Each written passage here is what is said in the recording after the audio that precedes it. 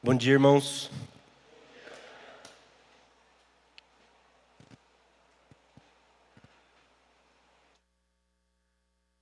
Pedir para vocês terem um pouquinho de paciência comigo hoje, se eu tiver um pouco emotivo, porque eu senti muito forte a presença do Senhor hoje na nossa reunião até o momento. Espero que ela não vá embora. Vou fazer de tudo para ela não ir embora. Sexta-feira passada nós estávamos no nosso grupo de conexão, grupo caseiro, célula. E um dos irmãos compartilhou que ele voltou a orar, ler a palavra e ouvir a voz do Espírito Santo falando com ele novamente. Estava cansado de ouvir Deus falar através de outros, né? Através de ministrações, através de vídeos, de livros. E eu queria, junto com você hoje, pedir para o Espírito Santo fazer o mesmo conosco.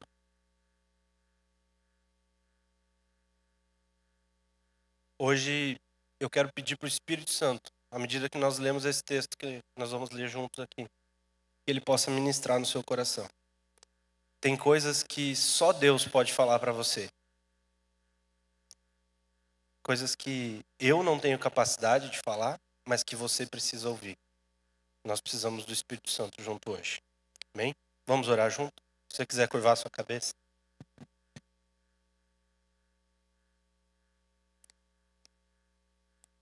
Deus, o Senhor nos fala que a Tua palavra ela é como uma espada afiada. Ela é capaz de ir no mais profundo do nosso coração. O Senhor sonda o mais profundo do nosso coração. Espírito Santo, o Senhor sabe da minha capacidade. E o Senhor sabe que se você não falar nessa noite com os meus irmãos, nada de bom vai ser falado para eles. Deus, fala o coração de cada um aqui, Deus. Eu sei o que cada um precisa ouvir, Pai. Deus, que seja um tempo dos nossos corações se aquecerem novamente, ouvindo a Tua voz. Amém. Amém. Irmãos, eu queria que vocês abrissem a Bíblia de vocês na segunda carta de Coríntios. Nós vamos ler uns 16 capítulos. Brincando. Vamos ler no capítulo 4.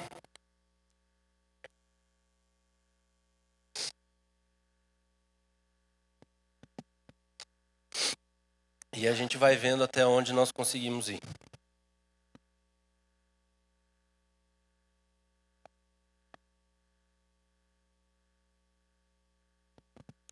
Segunda Coríntios 4.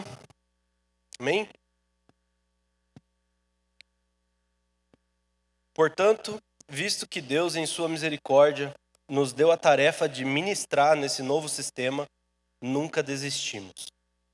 Rejeitamos todos os atos vergonhosos e métodos dissimulados. Não procuramos enganar ninguém, nem distorcemos a palavra de Deus. Em vez disso, dizemos a verdade diante de Deus e todos que são honestos sabem disso. Deus fala que na sua misericórdia Ele nos deu esse privilégio de pregar a palavra. Não sei se você já parou para pensar como um privilégio poder pregar a palavra do Senhor. E é só pela misericórdia dele que a gente tem esse privilégio, né? É um ato de misericórdia do Senhor permitir que a gente pregue. A gente estava conversando ontem também sobre algumas questões que vêm atacando as nossas vidas enquanto igreja, ideologias, maneiras humanas e carnais de conduzir a nossa vida, e isso vem cada vez mais se aproximando da nossa realidade, da nossa vida. E quando eu li esse segundo versículo aqui, o Espírito Santo falou muito claro comigo, né? Rejeitamos todos os atos vergonhosos e métodos dissimulados. Não procuramos enganar ninguém, nem distorcemos a palavra de Deus.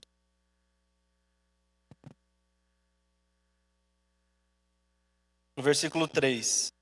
Se as boas novas que anunciamos estão encobertas através de um véu, é apenas para aqueles que estão perecendo. O Deus deste mundo cegou a mente dos que não creem, para que não consigam ver a luz nas boas novas, não entendendo esta mensagem a respeito da glória de Cristo, que é a imagem de Deus. Não andamos por aí falando de nós mesmos, mas proclamamos que Jesus Cristo é o Senhor e que nós mesmos somos servos de vocês por causa de Jesus. Pois Deus disse: haja luz na escuridão. É quem brilhou em nosso coração para que conhecêssemos a glória de Deus na face de Jesus Cristo. Agora nós mesmos somos como vasos frágeis de barro que contêm esse grande tesouro. Assim, fica evidente que esse grande poder vem de Deus e não de nós. Sim. Eu sei que aqui é Paulo falando com a igreja de Corinto, né? Mas se em algum momento o Espírito Santo te levar a entrar no texto e você se sentir talvez como Paulo falando, ou talvez se sentir como algum daqueles irmãos de Corinto ouvindo essa palavra, deixa o Espírito Santo te levar. Deixa ele falar contigo, amém? O testemunho dado aqui é que Jesus Cristo é o Senhor. A preocupação de Paulo na hora de ministrar era de que ele desse um testemunho verdadeiro. É que ele fosse como uma testemunha mesmo num tribunal. E ele se preocupava que o que ele falasse apontasse para a verdade de que Jesus Cristo era o Senhor. E aí ele fala que ele não andava por ali falando dele mesmo, mas ele se preocupava em passar essa verdade.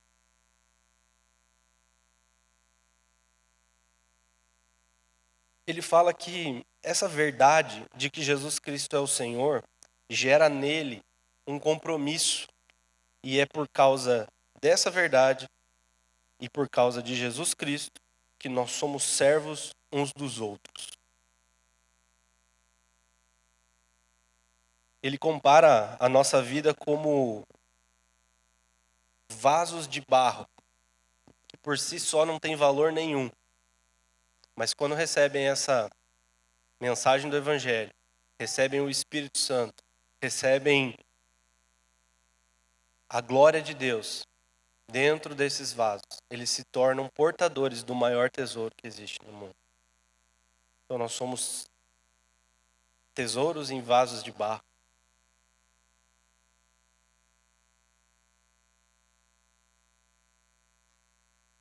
Isso mostra que todo poder vem de Deus.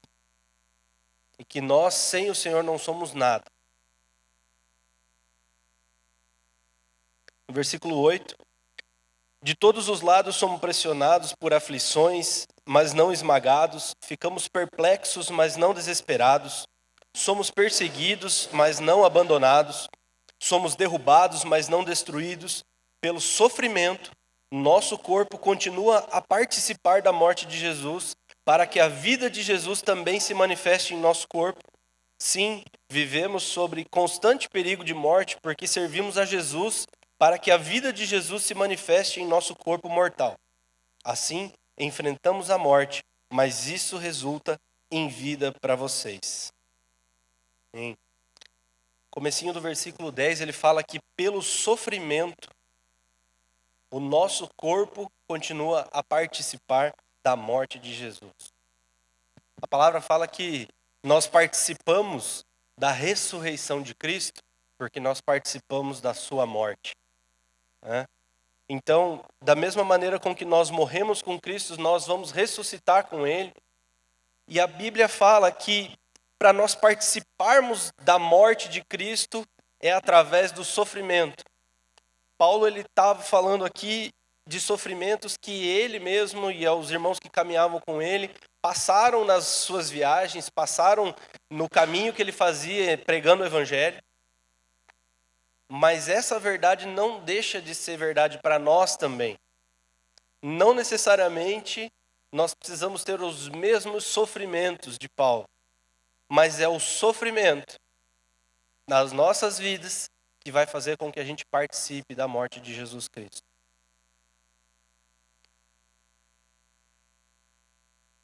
E à medida que nós participamos da morte de Jesus, a vida de Jesus começa a participar da nossa vida.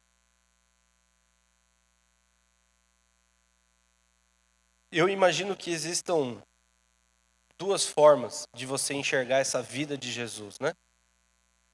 Uma delas é a vida espiritual. A partir do momento que eu começo a morrer com Cristo, a vida de Cristo espiritualmente começa a aparecer em mim. Então eu começo a refletir mais os frutos do Espírito. Eu tenho uma ligação mais intensa com o Senhor. Eu profetizo, eu tenho ações de graças nos meus lábios. Eu demonstro amor pelos meus irmãos. Eu tenho comunhão com a igreja. E eu imagino que exista também uma outra forma de a vida de Jesus aparecer em mim. É quando a minha vida começa a ficar parecida com a vida que foi relatada de Jesus. É quando as pessoas começam a olhar para mim e falam assim, Jesus deu a outra face, ele também dá a outra face. Jesus tinha comunhão com o Pai, ele também tem comunhão com o Pai.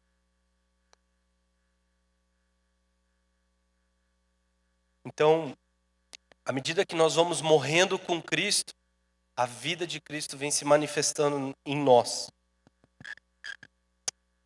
Versículo 13. Continuamos a pregar porque temos o mesmo tipo de fé mencionada nas Escrituras. Crie em Deus, por isso falei. Sabemos que Deus, que ressuscitou o Senhor Jesus Cristo, também nos ressuscitará com Jesus e nos apresentará a Ele junto com vocês. Tudo isso é para o bem de vocês. E à medida que a graça alcançar mais pessoas, haverá muitas ações de graças. E Deus receberá cada vez mais glória.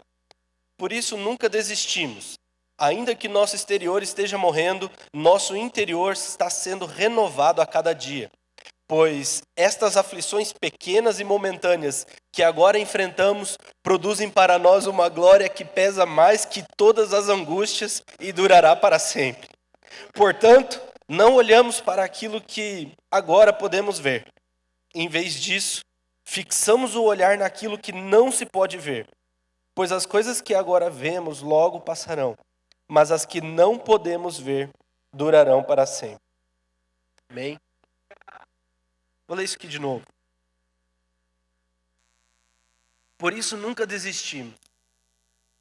Ainda que o nosso exterior esteja morrendo, ainda que nós estejamos sendo pressionados, estamos voluntariamente nos sacrificando, deixando de lado coisas pequenas e coisas grandes pelo Senhor. O nosso interior está sendo renovado a cada dia. Pois essas aflições pequenas e momentâneas que estamos enfrentando agora, elas produzem para nós uma glória que pesa muito mais que todas as angústias e durará para sempre. Portanto, não olhamos para aquilo que agora podemos ver. Em vez disso, fixamos o olhar naquilo que não se pode ver. Pois as coisas que agora vemos logo passarão, mas as que não podemos ver durarão para sempre. Amém? No começo do versículo 13, ali, Paulo ele fala que eles continuam a pregar o evangelho para dar glórias a Deus, para dar cada vez mais glória a Deus. E é engraçado que ele fala que à medida que você prega, as pessoas vão ouvir a verdade, vão dar mais ações de graças e Deus receberá mais glória. Amém? E uma coisa que eu achei muito interessante é que Paulo ele não traz um peso sobre a vida de uma pessoa. Ele não fala assim, você precisa ser perfeito cada dia mais para que Deus receba mais glória. Você não precisa superar a sua capacidade todos os dias para que Deus seja glorificado mais ainda. Você não precisa orar mais, ler mais, fazer mais daquilo que você faz hoje para que Deus seja glorificado. ele traz uma outra forma de olhar isso. Ele fala assim, ó, reparte as boas novas do Senhor. Mais pessoas, ouvindo a palavra do Evangelho, vão dar graças ao Senhor. E aí sim o Senhor será mais glorificado. Não estou querendo dizer que a gente não precisa orar mais, ler mais, dedicar mais. Mas Paulo ele traz uma ideia de que Deus ele é mais glorificado não pela minha capacidade, meu esforço de melhorar,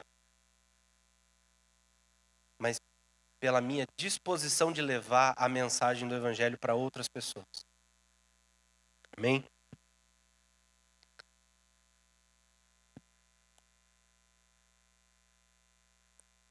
Paulo, quando ele fala sobre esse estilo de vida de sofrer, ele fala no versículo 12, né? Já pulei para o 13 aqui, mas no finalzinho do 12 ele fala que esse estilo de vida, essa morte em Cristo, esse morrer para mim mesmo, ser crucificado com Cristo, ele resulta em vida para a igreja, em vida para vocês. E às vezes a gente tá, fala por mim, viu, irmãos? A gente está tão preocupado em como resolver problemas, tão preocupado em como tocar na vida de pessoas, tão preocupado em como acertar a igreja. Me perdoe aí a liberdade de falar desse jeito, né? Mas a única forma que nós conseguimos trazer vida para as pessoas é morrendo com Cristo. E aqui não é uma questão individual do Marcos, do Alcione, do Jefferson, ou do Elvis, né? Eu estou acostumado a pregar com duas plateias. A nossa morte, o meu morrer, traz vida para os irmãos. A gente não tem noção do impacto que uma pessoa pode ter numa igreja, muito mais numa nação.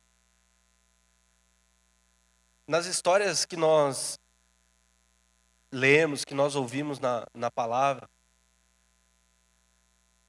o Senhor pode até muitas vezes chamar uma nação, chamar um povo, mas são pessoas que individualmente tomam decisões de andar com Cristo. Quando você decide andar com o Senhor e decide morrer com Jesus, vida começa a emanar de você. Você começa a transmitir vida.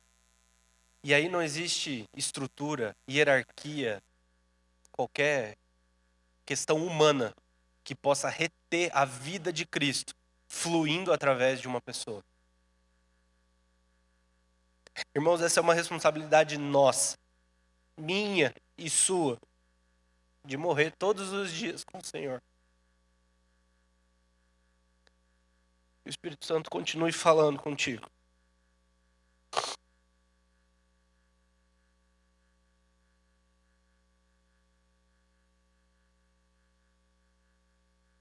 Capítulo 5, ele começa a falar sobre nós estarmos com os olhos na eternidade, né?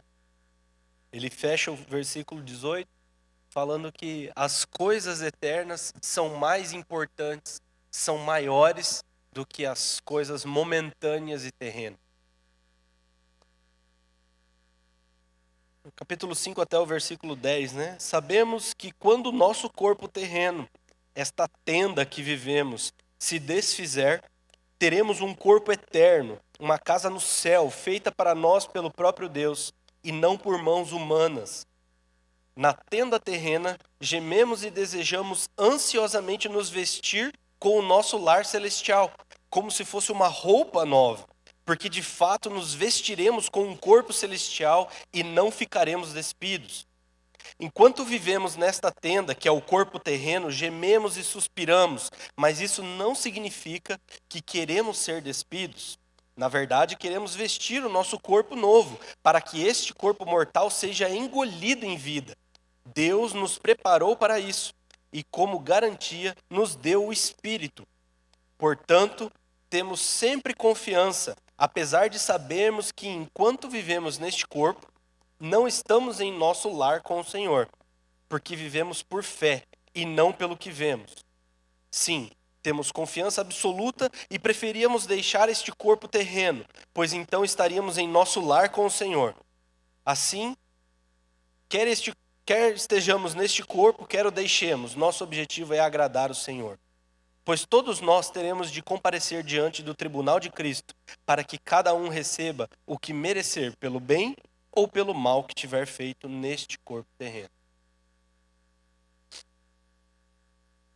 Paulo fala rapidamente, sobre este nosso corpo ser revestido por um corpo celestial, ou no caso daqueles que morrem, ser ressuscitado com um corpo celestial. E esse é o penhor do Espírito de que nós vamos ressuscitar com Cristo. Essa é a garantia que o Senhor nos dá. Só que isso também traz uma grande responsabilidade, porque quando isso acontecer, nós vamos nos apresentar diante do Senhor. E nós vamos ter que prestar conta das nossas vidas.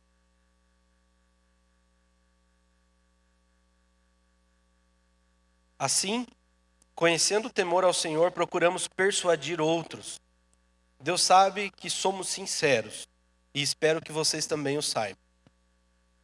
Estamos mais uma vez nos recomendando a vocês? Nada disso. Estamos apenas lhe dando motivos para que se orgulhem de nós, a fim de que possamos responder àqueles que se orgulham nas aparências e não no coração. Se parecemos loucos, é para dar glória a Deus. E se mantemos o juízo, é para o bem de vocês. De qualquer forma, o amor de Cristo nos impulsiona, porque cremos que Ele morreu por todos, e também cremos que todos morreram. Ele morreu por todos, para que os que recebam sua vida não vivam mais para si mesmos, mas para Cristo, que morreu e ressuscitou por eles. Portanto, não avaliamos mais ninguém do ponto de vista humano. Em outros tempos pensávamos em Cristo apenas do ponto de vista humano, mas agora o conhecemos de modo bem diferente. Logo, todo aquele que está em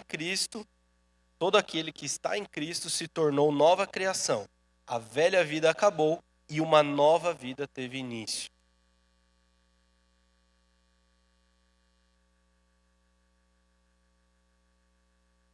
Às vezes, a gente fica muito preocupado com as pregações que estão por aí. Eu imagino que Paulo também se preocupava com isso. Mas no versículo 11, Paulo fala assim: Deus sabe que somos sinceros e espero que vocês também o saibam. Irmãos, não deixa nenhum preconceito. Ninguém que por algum motivo está pregando a palavra do Senhor por egoísmo, por interesse, por ganância, tire de você o direito de pregar o evangelho. Se você no seu coração é sincero em pregar a palavra, pregue a palavra.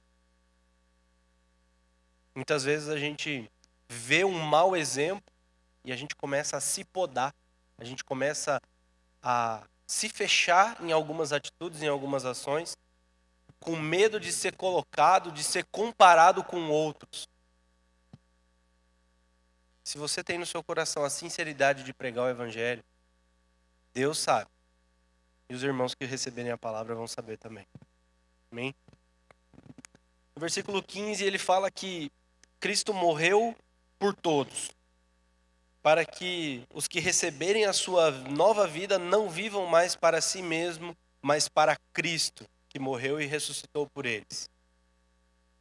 Esse é um texto assim que eu preciso muito que o Espírito Santo fale no teu coração. Porque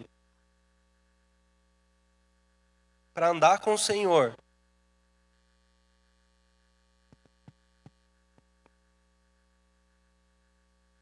nós precisamos entender que Cristo morreu para que a gente pudesse viver.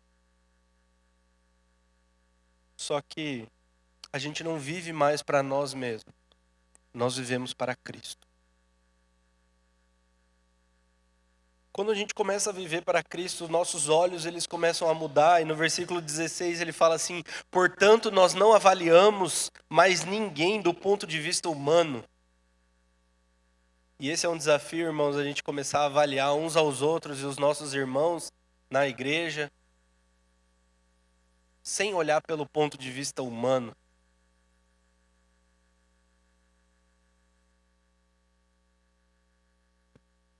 Versículo 17, né? Todo aquele que está em Cristo se tornou nova criação, ou nova criatura é. A velha vida acabou e uma nova vida teve início. Amém. Tudo isso vem de Deus, aquele que nos trouxe de volta para si por meio de Cristo e nos encarregou de reconciliar outros com Ele. Pois em Cristo Deus estava reconciliando consigo o mundo, não levando mais em conta os pecados das pessoas.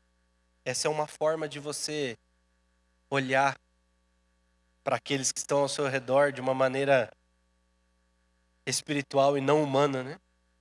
Não levando mais em conta os pecados das pessoas, Ele nos deu essa mensagem, a maravilhosa mensagem da reconciliação. Agora, portanto, somos todos embaixadores de Cristo. Deus faz seu apelo por nosso intermédio. Nós somos representantes de Cristo. Nós somos embaixadores. Nós somos de uma nação. Viemos para outro lugar para representar o lugar de onde nós viemos. E Deus faz um apelo para as pessoas. E a Bíblia fala que Deus faz o apelo pelo nosso intermédio, através de nós. Falamos em nome de Cristo como dizemos: reconciliem-se com Deus. Pois Deus fez de Cristo, aquele que nunca pecou, a oferta pelo nosso pecado, para que por meio dele fôssemos declarados justos diante de Deus.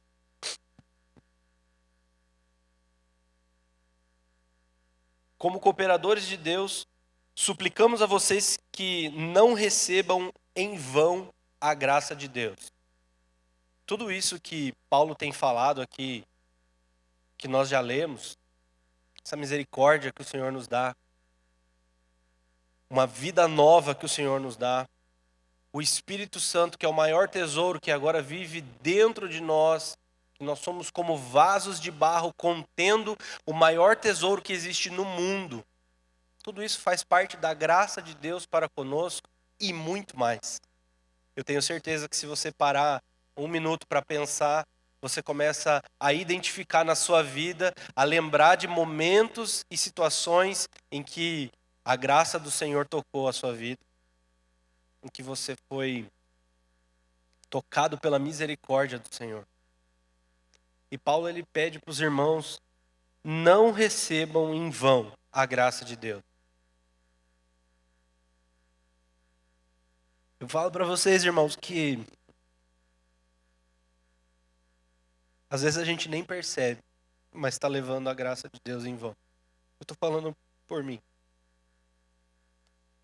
E o Espírito Santo muitas vezes nos chama para falar: olha, examine-se a si mesmo.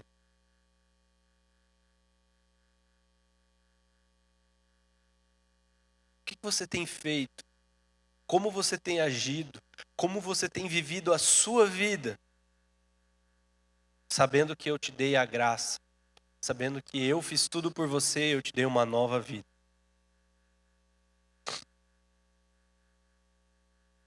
Paulo fala algumas coisas a partir do versículo 3 do capítulo 6 sobre uma forma de viver em igreja, né? Vivemos de forma que ninguém tropece por nossa causa, nem tenha motivo para criticar o nosso ministério. Em tudo que fazemos, mostramos que somos verdadeiros servos de Deus. Suportamos pacientemente aflições, privações, calamidades de todo tipo. Fomos espancados, encarcerados, enfrentamos multidões furiosas, trabalhamos até exaustão, suportamos noites sem dormir e passamos fome. Mostramos quem somos por nossa pureza, nosso entendimento, nossa paciência e nossa bondade pelo Espírito Santo que vive em nós e pelo amor sincero. Mostramos quem somos pela nossa pureza, nosso entendimento, nossa paciência e nossa bondade pelo Espírito Santo que vive em nós e por nosso amor sincero. Proclamamos a verdade fielmente e o poder de Deus opera em nós. Usamos as armas da justiça, com a mão direita para atacar e com a mão esquerda para defender. Servimos, quer as pessoas nos honrem, quer nos desprezem. Servimos, quer as pessoas nos honrem, quer nos desprezem. Quer nos difamem, quer nos elogiem. Somos chamados de impostores, apesar de sermos honestos. Somos tratados como desconhecidos, embora sejamos bem conhecidos. Vivemos à beira da morte, mas ainda estamos vivos. Fomos espancados, mas não mortos. Nosso coração se entristece, mas sempre temos alegria. Somos pobres, mas enriquecemos a muitos outros. Não possuímos nada, e no entanto temos tudo. Amém? Irmãos, Paulo ele começa a falar de viver uma vida para Cristo, independente das circunstâncias. Ele serve o próximo, quer ele seja honrado ou quer ele seja desonrado. Ele fala que ele continua pregando e perseverando em andar com o Senhor, apesar de todas as perseguições, apesar dos espancamentos que ele sofreu, apesar dos naufrágios que ele sofreu, apesar dos ataques contra a vida dele. E aí eu gostaria de chegar para você e falar assim: nós precisamos ser como Paulo e nós precisamos resistir quando nós estivermos sendo atacados, quando nós estivermos sendo perseguidos, quando o nosso navio estiver naufragando, a gente precisa perseverar. Mas nós precisamos perseverar desligando a televisão. Começando com 5 minutos de oração por dia. Talvez o nosso sofrimento colocado em Paulo aqui seja muito grande e não é real para nós. Mas eu tenho certeza que o Espírito Santo está falando no teu coração das coisas que você precisa deixar morrer para que Senhor Jesus Cristo possa crescer e viver mais no seu coração. Irmãos, Paulo é um exemplo, não é um ídolo. Nós não precisamos ser iguais a ele, mas nós precisamos imitar o exemplo que ele nos dá. Nas suas dificuldades, não importa o tamanho dela. Nos seus desafios, não importa o quão complicados eles sejam. Persevere. Se existe algo na sua vida que rouba o seu tempo com o Senhor, corta fora. Corta fora. Se existe algo que te impede de viver uma vida verdadeira, de considerar os irmãos maiores que você mesmo, de honrar uns aos outros, tira isso da sua vida. Jesus fala que era melhor cortar a mão fora, né? E entrar no reino do céu só com uma mão do que ir para o inferno com as duas. É uma radicalidade. E nós não estamos vivendo num tempo em que nós precisamos fazer coisas grandiosas. Nós estamos num tempo em que nós precisamos viver coisas pequenas, mas numa intensidade e numa regularidade muito grande. É a sua oração todos os dias. É a sua leitura da palavra todos os dias. É o seu compromisso em viver para Cristo, nas pequenas coisas, que vai fazer com que a obra do Senhor seja realizada no nosso meio. Nós já passamos da época de colocar esperanças em carros e cavaleiros. O Senhor quer transformar nosso país, nosso estado, nossa cidade, nosso bairro, nossa casa. Só que isso nunca vem de cima para baixo. Essa mudança começa no indivíduo.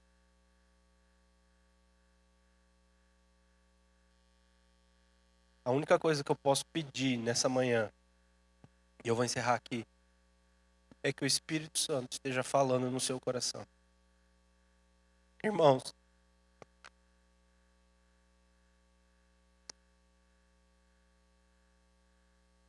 nós não vamos ser perfeitos, mas graças a Deus a perfeição é Cristo. O nosso compromisso é estar nele, é morrer com ele. Se você quiser assumir um compromisso de toda vez perceber que você está acordado demais, está de pé demais, ao invés de estar pregado na cruz lá atrás, volta para o Senhor. É um posicionamento diário de voltar para o Senhor. Amém? Vamos orar?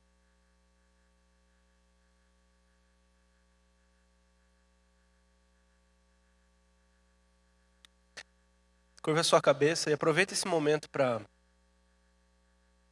falar com o Senhor. E se o Espírito Santo trouxe na sua mente, no seu coração, alguma situação ou algo que você precisa se posicionar com o Senhor, pode orar aí no seu lugar, pode falar baixo com Ele. Mas fala com o Senhor agora. Espírito Santo, eu te agradeço pela tua palavra, que nos consola, que nos indica o caminho, Senhor, para caminharmos. Deus, eu te agradeço porque é o teu Espírito Santo que nos livra, que nos lidera, que nos mostra o caminho que devemos caminhar. E nós precisamos do Senhor. Nosso coração muitas vezes vai se sujando, vai se convertendo para outros caminhos, vai se dobrando a algumas situações. Mas nós queremos reconhecer, Deus, que teu Espírito Santo é capaz de nos limpar, de nos lavar e de nos aproximar novamente do Senhor. Deus, nos ajuda a vivermos para Ti. Eu sei que a Tua presença estava aqui desde o começo dessa reunião, Senhor. E eu peço que o Senhor vá juntamente com cada um, fortalecendo, dia a dia, a manter o nosso coração alinhado com o Senhor, a manter o nosso coração rendido a Ti. Oh, Espírito Santo, te agradeço, Senhor, por tudo que o Senhor tem feito, pelos grandes movimentos que o Senhor tem feito. Mas nos ajuda a perseverar nos pequenos, Senhor.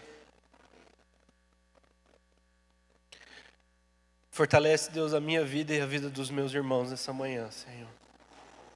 Nós clamamos pela Tua presença em nossas vidas, Senhor. Amém. Amém.